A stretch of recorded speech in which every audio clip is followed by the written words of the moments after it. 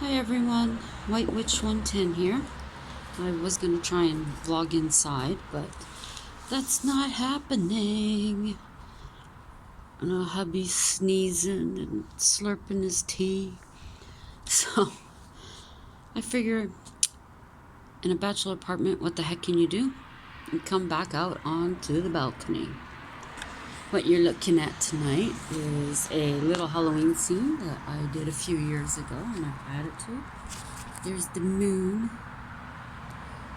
Guy off my pen, some baubles. These guys here. One in the background. Let's see. Well, you really can't tell, but they were my glow-in-the-dark earrings. And then some guys from the dollar store. One of our friends where we work gave us that. A couple of other things. Another spooky guy. Got another thing off a pen. This little boo guy. He was one of those ones with the solar, like the other baubles. And then over here we got the hiding scarecrow. And again, lights from the dollar store. So leave it right there. Tonight, we are going to talk. I'm going to talk about a place here in Ottawa. This information can be readily found on the internet. Tonight's building is the Old Carlton County Galo, which is now more popularly known as the Ottawa Jail Hostel. I'm having problems speaking this evening. Oh my goodness. Okay, so that's the Ottawa Jail Hostel. It was built in 1862 and served as a jail until 1972. There were 5 official hangings, and there were rumored to be a number of unofficial hangings as well. And to this day, the gallows are still in working order. Now, on the property, upwards of 150 unmarked graves have been found. The most infamous hanging that took place at the Old Carlton County Galo was that of Mr. Patrick James Whalen. He was born near Dublin, England, and came to Canada. He was hung for the assassination of Thomas D'Arcy McGee in 1868. Mr. McGee was born in Carlingford, Ireland on April 13th, 1825. He came to Canada and was a journalist, poet, spokesman of the Catholic faith, member of Parliament, and father of Confederation. On April 7th, 1868, Mr. McGee left the Parliament buildings at 2 a.m. after a late session. He proceeded to Mrs. Trotter's boarding house on Spark Street, which is in downtown Ottawa. He stayed at the boarding house when he was in Parliament. Now, he tried his key in the door, but the door wouldn't open. Mrs. Trotter had bolted the door. She had come down, slid the bolt, began to open the door, when Mr. McGee was shot in the head, and it is said that his false teeth were found in the hallway, and blood had splattered his landlady's nightgown. Now, Mr. McGee had spoken out against the Fenians, an Irish national movement in Canada. Authorities suspected them, and Mr. Whalen was promptly arrested and was convicted on September 1868, even though there was a lack of solid evidence. He maintained his innocence right up until he was hung, and his was one of the last public hangings in the city. And when standing with the noose around his neck, he proclaimed, "I am innocent." And that's a plain. Now, when he was hung, there were upwards of 5,000 people who attended the public hanging on February 11th, 1869. Now, the Haunted Walk of Ottawa does offer a special haunted walk on February 11th at the Ottawa Jail Hostel. Now, hangings back then were to be conducted the 13th hour, the 13th day. His was 2 hours earlier and 2 days earlier. Mr. Whalen had requested 2 things. One, that he be buried with the noose after it was burned, and that his body be returned to his family in Montreal. He was buried on the grounds of the jail, and I don't know, and I couldn't find anything in regards to the noose being burned and buried with him. But in August of 2002, descendants of Mr. Whalen's family came to the jail.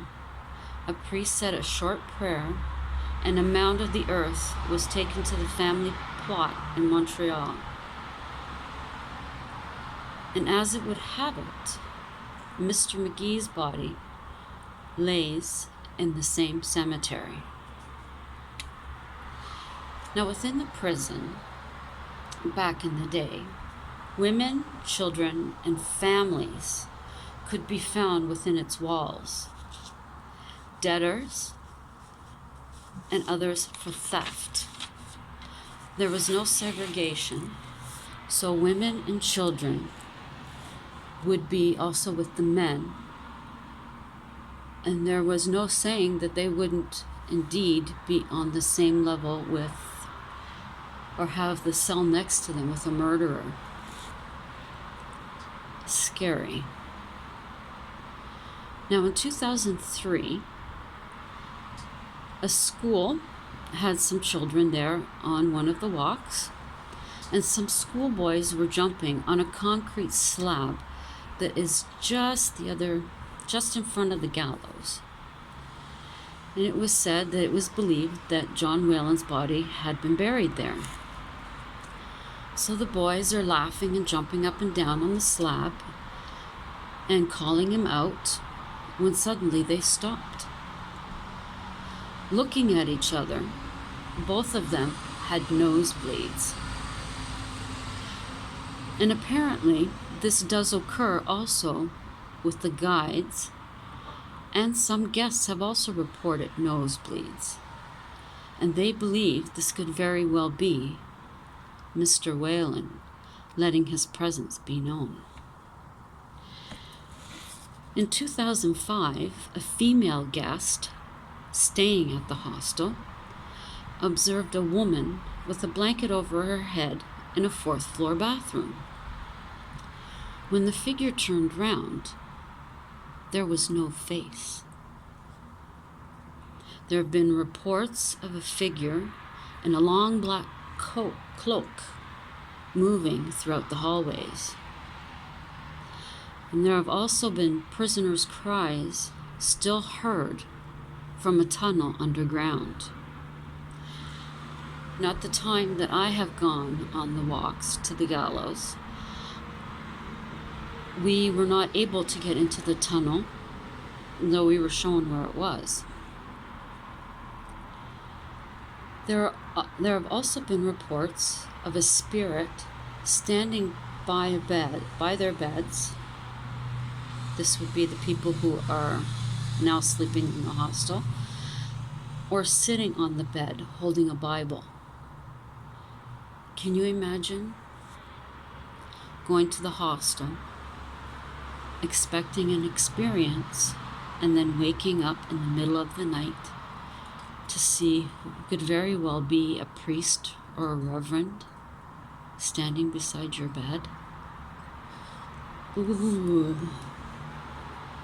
I don't think I'd want to. Now, one of the hostel staff members had a finger cut off. This happened when a heavy steel door suddenly slammed shut on her hand, all on its own. The door has since been removed. On another occasion, another staff member was reportedly slapped in the face in front of co-workers, and the shape of a hand appeared on her cheek. The final story I have right now from the hostel is 3 German guests had gone to the hostel in hopes of having a paranormal experience.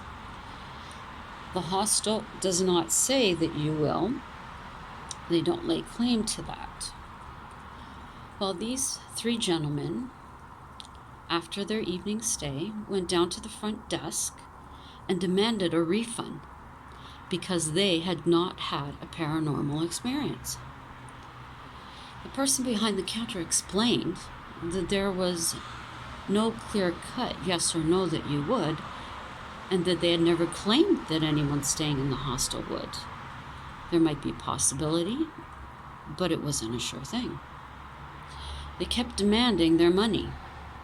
During this time, from a bowl on the counter, a penny levitated inches above, stayed in the air for a moment, and then dropped to the floor.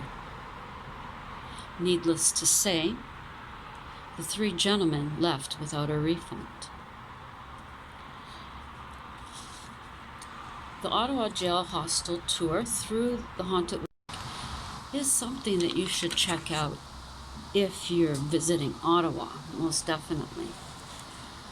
They also have, that would be the Ghost in the Gallows tour. They also have an original tour, which is all done outside. And I believe there are a couple more within the city.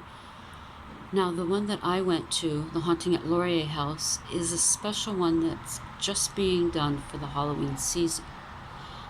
During the summer, though, you can go to Mackenzie King Estates on the Haunted Walk. I believe that continues on until this month. Then there is one at Upper Canada Village in Morrisburg. That one is only until the end of August, because the month of September they're getting ready for their pumpkin illuminations that they do. I can't remember what that's properly called now, but that's why they don't have that one. But the guides at the Haunted Walk are very engaging. They tell the tales beautifully. They add to the whole ambiance of the location that you're at. And hopefully you'll get a good group with you. I guess that's it for tonight. It was between this one and another one, but I figured Darcy McGee, and Mr. Whalen decided for me that they should be spoken about this evening. So I hope you all had a good Tuesday. I was in the hospital very early this morning. I have a heart condition called SVT, and stress is the number 1 cause of it. I have been taking medication since I was 18 in regards to this. My mother had it, and one of my nieces has had it as well. I think she's learned to control it through meditation. I'm not that good at meditating.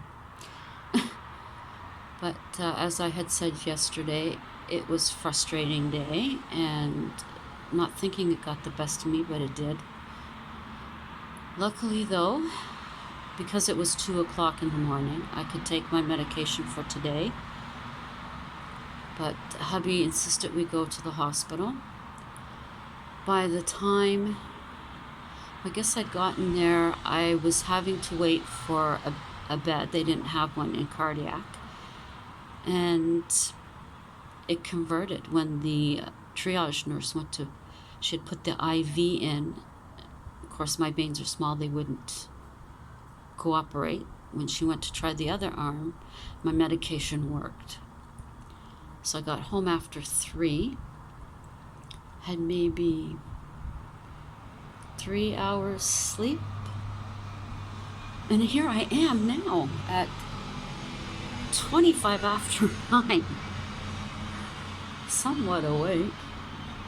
Bit of a stressful day again, but I think I'll be okay tonight. I think so. Hope so.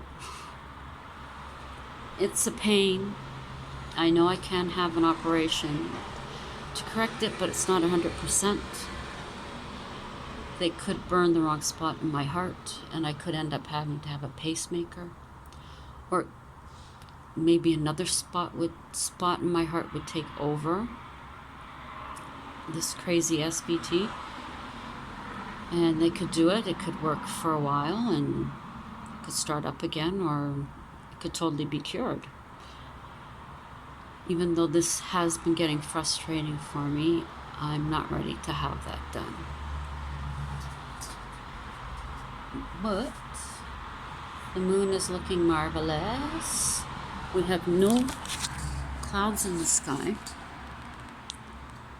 There's supposed to be a meteor shower, but I'm guessing because we're in the city, we're not going to be able to see much of anything at all, unfortunately. I mean, we're not like downtown, but still, the sky just doesn't get as dark as it could. And I'm always happy that the moon is so close when it's getting close to being a full moon. It's absolutely beautiful when we have a full moon here, because the light from it shines into our apartment. It's the most gorgeous, gorgeous light you've ever seen. Tomorrow night, I think, let me see, we may talk about the Grant House in downtown Ottawa, and possibly the Courtyard Restaurant. That one might be it. The next one I'll have is quite long. So there's quite a few buildings at this location. I had thought of breaking it up with some Halloween facts and celebrity ghosts. And then I thought, no, because I'm actually enjoying looking up this information about locations either here in Ottawa or in Toronto. And if I think about it, I might even try some of the other provinces as well. Lots and lots of spooky stuff here. So once again, have a great rest of the evening, my friends, and have a fabulous Wednesday halfway through the week. Yay! And for us in Canada, let's get the rest of this week over with so we can have a 3-day weekend. Thanksgiving on Monday. And I wasn't going to say anything, but Friday, October 11th is my 57th birthday. Getting up there. The 50s have been up and down. Wonder what the 60s will hold in store when they get here. Be interesting. Ciao for now.